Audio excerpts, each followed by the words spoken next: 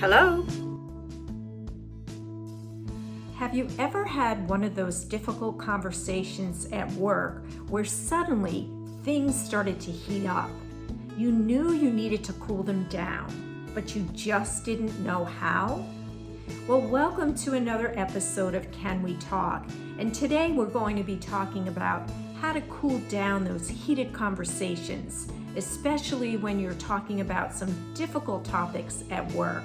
So with that in mind, the first thing you want to do when you're in the middle of this craziness is try to remain calm and composed.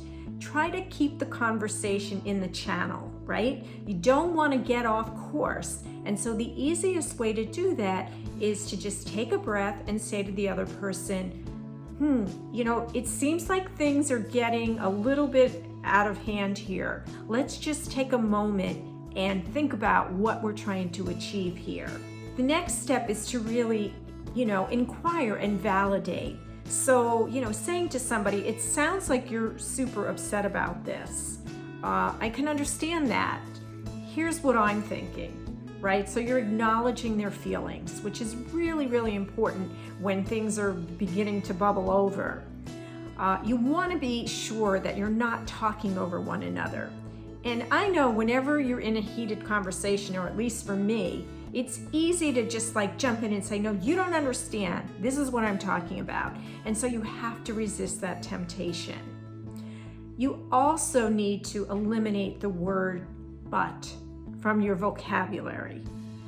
So here's an example, somebody says, well, let's agree to do this. And you're like, well, that's a good idea, but, right? That but is going to get you in a lot of trouble. So see if you can take that word out of your vocabulary and build on it. And you might say something like, that sounds like a reasonable idea. And can we also do this? That is a much better word, the and word.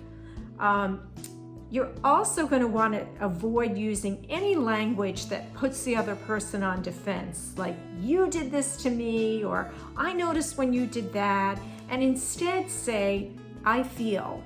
I feel that when you talk to our boss in front of me, you pretend I'm not in the room. No one can tell you that your feelings are not valid. So when in doubt, just use the words, I feel. You also want to state your appreciation to the other person for even engaging in this difficult conversation. And you can do this by saying something like, I just want to thank you for your willingness to hear me out. And that will go a real long way for you to build a much more productive relationship with the person that you're in this discussion with. And then lastly, if things get really to the point where they're bubbling over, there's nothing wrong with saying, it feels like we need to take a break here. Why don't we both just take some time out and come back together and continue this conversation? I look forward to seeing you on another episode of Can We Talk? So for more tips, head over to my YouTube channel where you'll find lots of videos on difficult workplace conversations.